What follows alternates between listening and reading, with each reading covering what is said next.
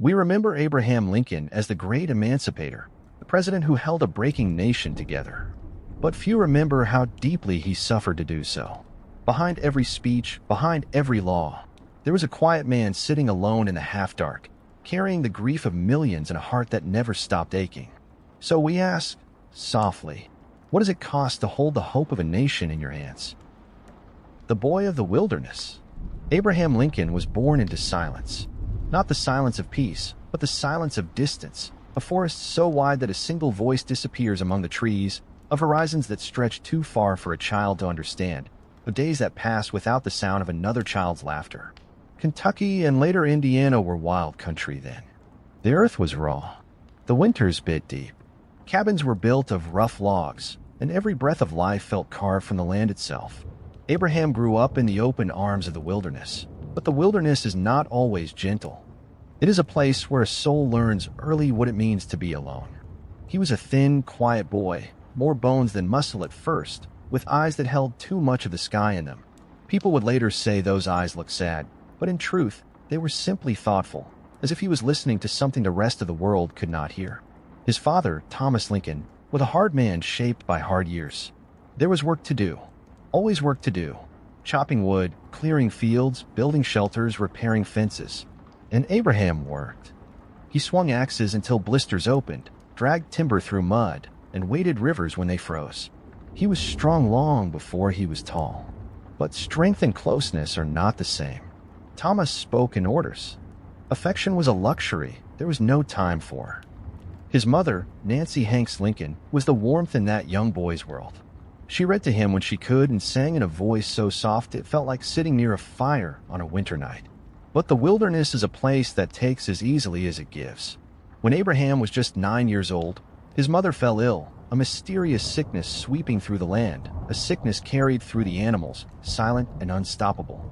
There were no doctors, no medicine, only helpless waiting. Abraham watched her fade the way a candle flickers when a room grows cold.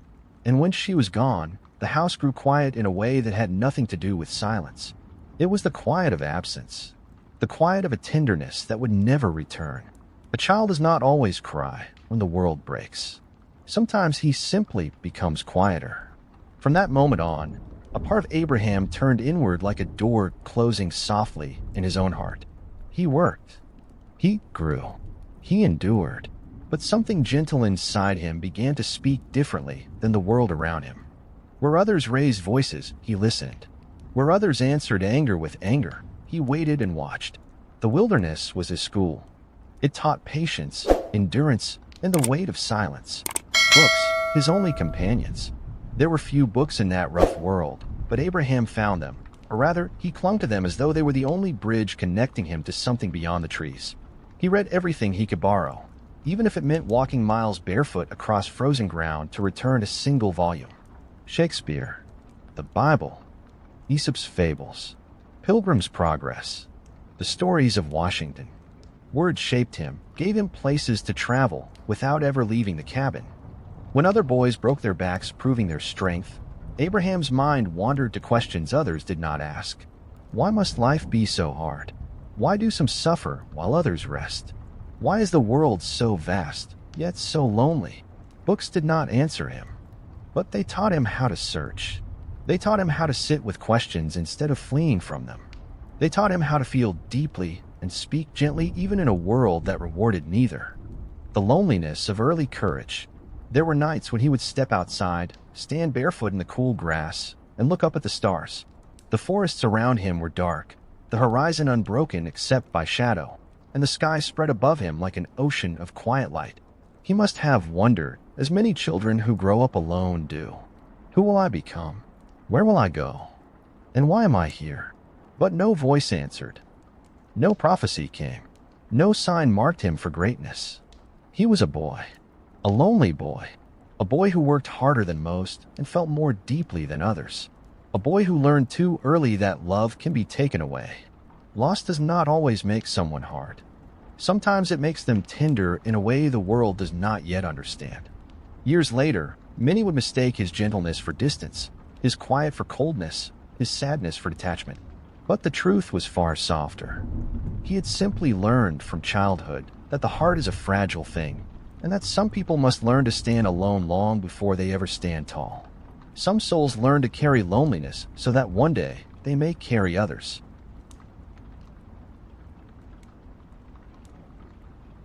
A heart too soft for this world. As Abraham grew, the forest boy stretched into a young man, tall, almost impossibly tall, angular and loose-limbed, awkward in a way that made strangers stare. His face seemed carved, not shaped, high cheekbones, deep eyes, a mouth that did not quite know how to smile. There was a sternness there, but not a harsh one. More like the look of someone who has spent too much time alone with his own thoughts. Behind that face, though, behind the broad shoulders, the growing strength, the quiet endurance, there lived a softness that did not belong to the hard frontier world around him. Abraham Lincoln felt everything more sharply than most. A joke could make him laugh until tears rolled. A story of injustice could leave him awake for nights. A single unkind word could wound him like a knife. The world did not always understand men like that. The quiet sadness. Neighbors would later remember a kind of melancholy in him, something delicate and persistent, like mist that never quite lifts from the fields in early morning. He was not weak. He worked harder than most. He was capable, dependable, admirable. But when others laughed loudly, he smiled softly. When others argued to prove themselves right, he listened to understand. When others drowned loneliness by noise, he held it gently in his hands and learned to live with it. Some people are born with hearts too open, and such hearts bruise easily. Abraham's did. Friendships, warm lights in a cold world. In those young years, friendship meant more to him than anything. Perhaps because so much of his childhood had been spent without it. When he found a friend, it was not just companionship. It was connection, lifeline, anchor. He remembered every kindness, every shared chore, every quiet conversation by lamplight. And when friendship was lost, when a companion moved away, or died, or simply drifted apart, it cut him deeper than others knew. He grieved with a sincerity that startled those around him. In a world that told men not to feel, he felt anyway. He could not help it. His heart was not built to be hidden. Love that lingered like a sigh. And then, as all young people do, he found love. Not the fiery romance of stories, but something gentler, tender, hesitant, almost shy. Her name was Rutledge. She had golden hair, a voice soft as linen cloth, and a smile that made even the endless work of frontier living feel lighter. She saw him, truly saw him, not the awkwardness, not the sadness, not the strange, star-deep eyes, just the heart. Their days were simple, walking dusty roads, speaking quietly beneath willow trees, sharing dreams too small to feel like dreams at all. But happiness, for some souls, arrives only to remind them how easily it can leave. And fell ill, fever, sudden and merciless. And once again, Abraham watched as someone he loved slipped away from him. He was older now. He understood loss more clearly. But understanding does not soften the blow. It deepens it. When and died, something in him broke in a way that would never fully mend. Neighbors found him wandering the woods alone, head bowed, hands shaking. He did not hide his grief. He could not. For months, he moved through the world like a ghost, eating little, speaking less, eyes darkened by sorrow too large for words. People whispered that he might not recover. And perhaps, in a way, he never did. A gentle soul in a hard world. But grief does not always destroy.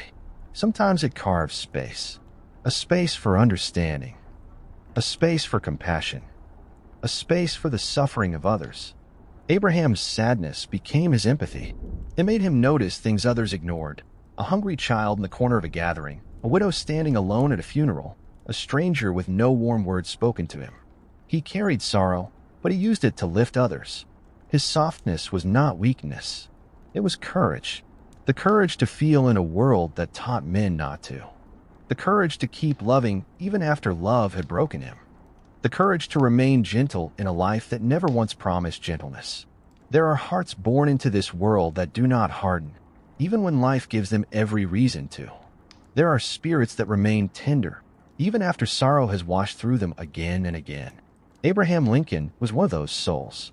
Before he ever led a nation, before history etched his name in marble, before the speeches, the battles, the grief of war, He was a young man who loved deeply, lost deeply, and felt deeply. A boy who grew up lonely. A man who grieved quietly. A heart too soft for this world. And yet, somehow, a heart strong enough to carry it.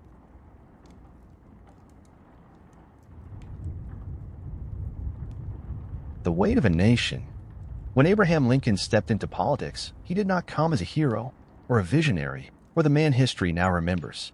He came quietly, not for glory, not for applause, but because he felt something stirring inside, a pull toward responsibility, toward duty, toward a world that needed more gentleness than it knew how to ask for. Politics was not where his heart lived. His heart lived in books, in stories, in small rooms lit by lamplight. But he understood something few did. If good men refuse to lead, the world is led by those who do not know how to love. So he went. The nation breaks open. The country he entered was not calm. The United States was splitting along lines of belief, along wounds so deep that no peace could simply smooth them over.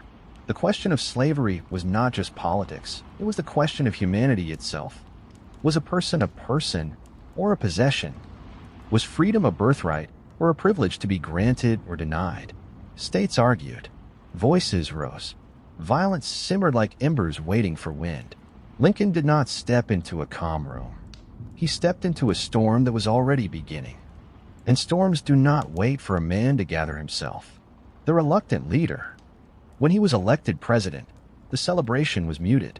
People did not cheer, they braced. The country was coming apart.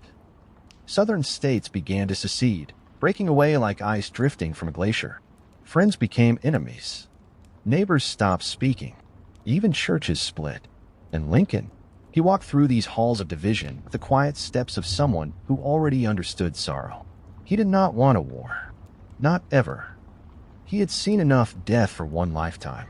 He had held grief in his hands before. He knew what blood could do to his soul. But sometimes a man does not get to choose the story, only how he stands inside it. President alone.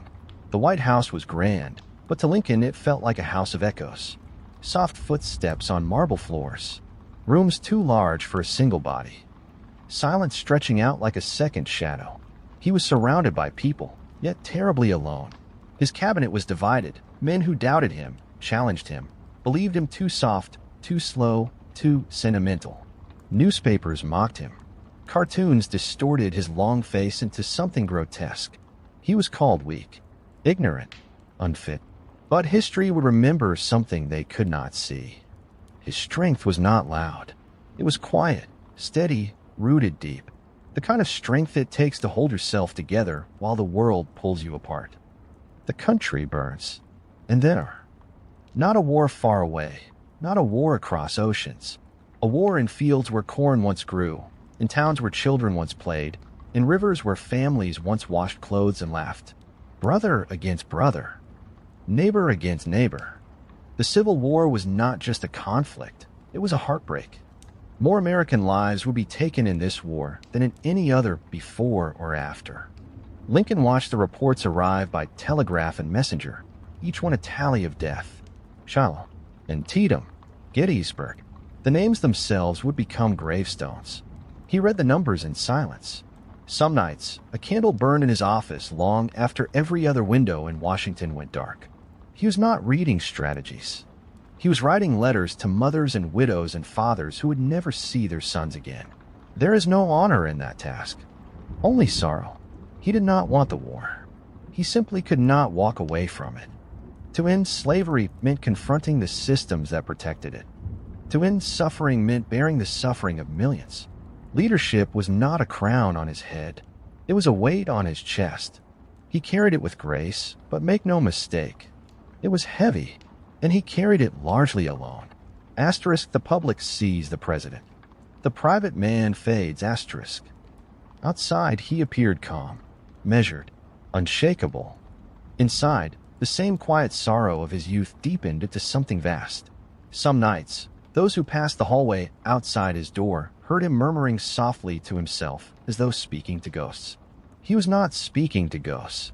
He was speaking to memory, to grief, to God, perhaps, or to no one. No one will ever truly know. the loneliness of choosing what is right. To hold a nation together when it wants to tear itself apart is not the work of strategy. It is the work of the heart. The weight of a nation is not carried in the hands, but in the spirit. And Lincoln carried it. Day after day, night after night, without certainty, without rest, without assurance that history would ever understand him. There are leaders who rule, and there are leaders who endure. Lincoln was the latter.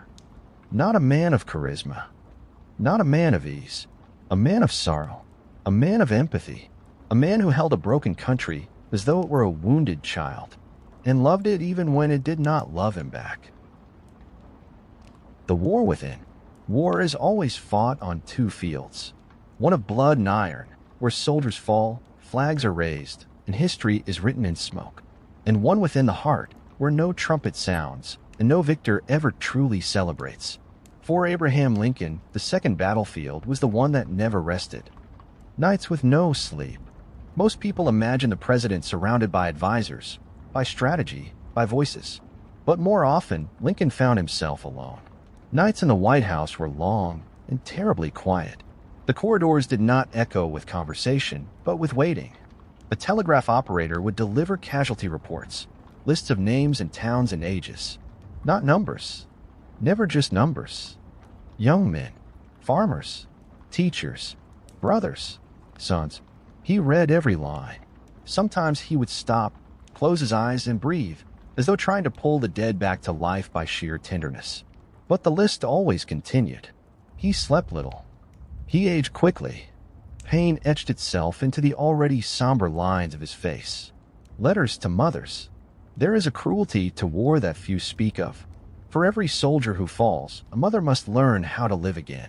Lincoln knew this, not by instruction, but by empathy. So he wrote, not one letter, not 10, but thousands, some short, some long, some written and rewritten after tears blur the ink. One begins, your son died with honor, but I know that this offers little comfort. Another, if grief could be measured, I would ask to bear a portion of yours. No president is required to do such a thing. But Lincoln did, because he could not ignore suffering, because feeling it was part of who he was, because leadership to him was not authority, it was sorrow given purpose.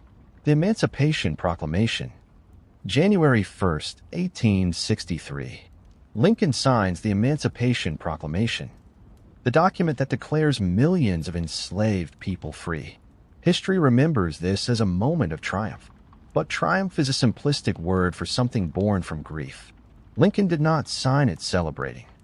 He signed it knowing exactly what it would cost. He knew the war would intensify, his enemies would multiply, his own life would be placed further at risk, the country would bleed more fiercely before it could heal. He also knew that the world might never understand why he did it. But he did it. Because human dignity is not something to compromise. Because freedom was not negotiable. Because to look away from injustice would have been a deeper kind of death. Voice over Cham, Nugio Kualamua Dong to free others, he carried chains of his own. Chains of decision. Chains of guilt. Chains of knowing that even the right path can leave scars. The weight of mercy. Lincoln was condemned not only by his enemies, but often by his allies. He pardoned soldiers who fled battle not out of cowardice, but because they could not bear the horror. His advisors told him, discipline requires punishment. But Lincoln answered, I do not want to add the pain of another mother's tears to this war. Mercy is the kind of strength many never recognize. And it exhausted him. Because every act of compassion pulled him deeper into the suffering of others. If he had hardened his heart, the burden would have been easier. But he refused. He would not stop feeling. And that, perhaps more than the war, is what wore him down. The quiet collapse of the man behind the president. In private rooms, away from the eyes of generals and congressmen, Lincoln sometimes sat with his head in his hands. The nation could only see the president. But the president was only a mask for a grieving, exhausted, gentle man trying desperately not to let the world break him. He lost his son Willie to illness during the war. The child's toys were still in the hallway.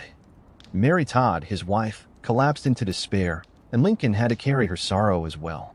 He would walk alone to Willie's old room, place his hand on the small and used pillow, and say nothing. Not even a great man can speak to that kind of grief. He only breathed, slowly, as though each breath was a negotiation with heartbreak. Greatness is not born from strength. It is born from willingness to feel pain without letting it destroy you. Lincoln led a nation through war, but he waged another war inside himself. A war against despair, against numbness, against the temptation to stop caring. And though history will remember him as the man who held a nation together, he did so by letting himself break again and again, but never shatter. The world saw a leader of iron, but in the quiet rooms of the White House, the truth was softer. A man who carried wounds no one else could see. A man who wrote comfort into letters he could never send to himself. A man fighting a war outside and a deeper one within. The death of a son. There are tragedies so quiet that history books barely mention them, but they shape the soul of a leader more than any battlefield. For Abraham Lincoln, that tragedy came wearing the face of his child. His son Willie, bright-eyed, curious, gentle, full of laughter that softened every corner of the White House. Willie loved to run through the hallways, to sit beside his father as he worked, to touch the maps on his desk and ask why lines mattered so much. He loved the sound of rain. He wrote poems. He had the soul of a dreamer, a softness just like his father's. But sickness is not sentimental. It does not choose by kindness. The illness. In early 1862, while the nation bled on battlefields, a fever found the White House. Typhoid. Silent. Unseen. Unforgiving. Willie's light dimmed slowly, as though a candle were being smothered by a hand too heavy. Lincoln stayed at his bedside, reading to him, telling jokes that did not quite reach his voice. Mary Todd wept openly, unable to understand how love could be so fragile. Doctors came and went. Prayers rose and dissolved. Hope flickered. And then, one night, it went out. Willie died at just 11 years old. The collapse of a mother. Mary Todd's grief was not quiet. She broke. Her tears ran uncontrolled, her hands trembling against her own chest, as though trying to hold herself together. She refused to leave her room. She screamed at the world for its cruelty. She accused fate, God, the war, the White House, and sometimes tragically, she accused her husband. Lincoln did not defend himself. He simply held her hands and let the storm of her pain pass through him. But a nation was waiting outside their door. The war did not pause to mourn a child. Generals demanded guidance. Congress wanted answers. Men continued to die. And so Lincoln did the impossible. He grieved quietly so that she could grieve loudly. He carried his pain with restraint, like a man lifting a heavy stone against his chest so it does not fall and shatter everyone around him. The father alone in the crypt. When the house finally slept, when the country stopped knocking at his door, Lincoln would slip away. Down the hallways, down the stairs, through the cold corridors of the night, to the crypt, where Willie's small coffin rested. Candles flickered along the walls, their light trembling like his breath. Lincoln would sit beside the tomb, sometimes speaking, sometimes just listening to the silence. He read stories aloud, the same ones he once read by Willie's bedside, as though somehow he believed his son could still hear him. No advisors saw this. No generals. No historians. It was just a father, alone with a grief he could not share. Even presidents weep alone. They say the world saw Lincoln's hair turn gray, almost overnight. Loss does that. Not shock, but grief so deep it sinks into the bones and stays there. He smiled less. He laughed quietly, as though from far away. His eyes, always soft, darkened with a sorrow that never left. But he did not become cold. Some men, when broken, grow hard. Lincoln did not. He grew gentle. He carried the suffering of millions during the war, but now he understood suffering not in principle, but in blood. He looked into the eyes of grieving families, and he recognized the pain as his own. This is why Abraham Lincoln was not like other leaders. He did not simply want to win a war. He wanted to end suffering because he knew exactly what it felt like. Grief is the price of love, and he loved deeply. He did not wear his sorrow like armor. He did not deny it, drown it, or bury it. He let it soften him. He let it guide him. He learned that to lead a hurting nation, one must first understand what it is to be broken. And so Abraham Lincoln, the tall, quiet, gentle man who always felt everything too much, carried the weight of the war with a heart already fractured. He did not allow this pain to turn into bitterness. He turned it into compassion. Willie's laughter no longer filled the White House, but his memory did. It lingered in Lincoln's chest like a small warm light that refused to go out. Not a flame of joy, but a flame of tenderness. The kind of tenderness that would soon change a nation.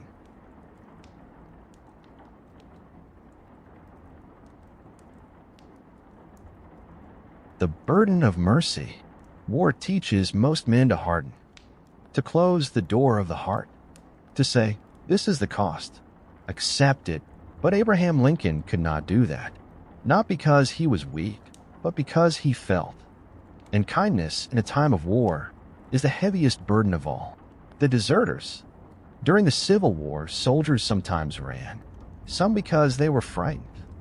Some because they missed their families. Some because the sound of cannon fire shattered something inside them that would never return. The generals said, execute them.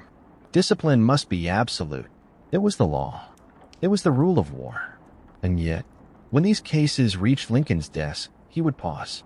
He would think not of strategy, but of a mother waiting for her son to return home, of a wife praying in a small kitchen, of children sleeping beside an empty chair. He read the letters soldiers wrote before deserting. I cannot bear the screams. The smell of blood does not leave my clothes.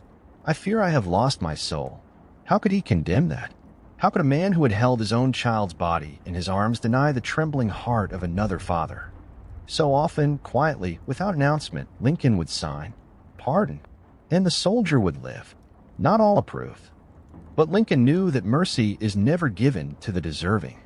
Mercy is given to the human. You are too soft. Time and time again, advisors confronted him. You risk the army's discipline. You show weakness. You are too kind. As though it were an insult. They said, a leader must be steel. Lincoln answered with a voice steady as winter dusk. I have seen enough blood, not in dramatic speeches, not thunder, not fire, just truth, plain, unadorned, unshakable. They claimed he did not understand war, but Lincoln understood war of the heart better than any general on the field. He knew how violence scars the living long after the dead are buried. He knew that cruelty, once unleashed, does not stop at the battlefield.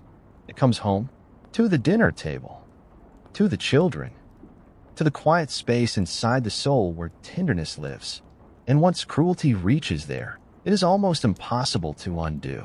So he chose mercy, again and again, even when it hurt him, especially when it cost him. The loneliness of compassion. Compassion is rarely celebrated in its own time. Most people admire strength that looks like iron.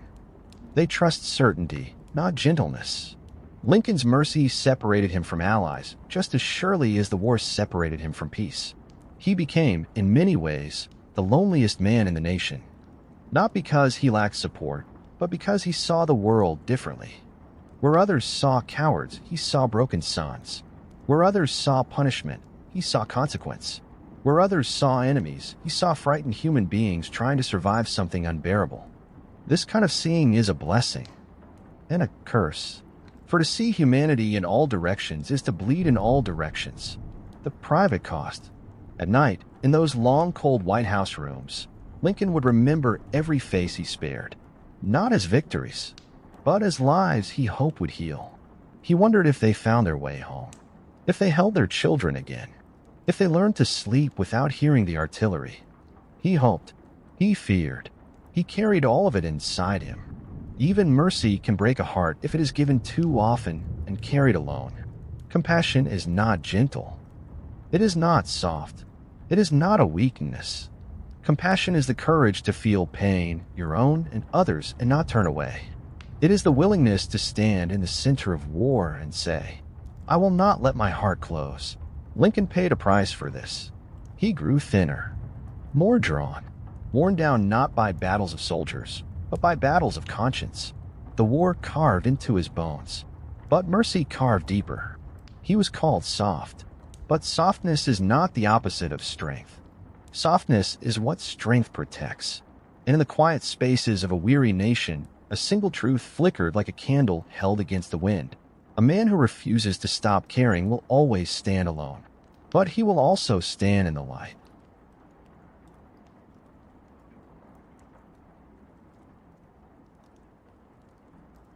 The end of the long night.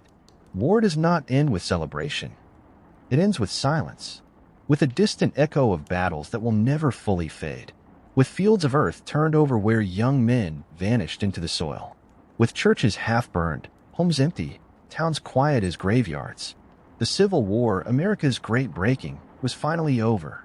There were no trumpets, only a long, exhausted exhale from a nation that had forgotten how to breathe. Richmond.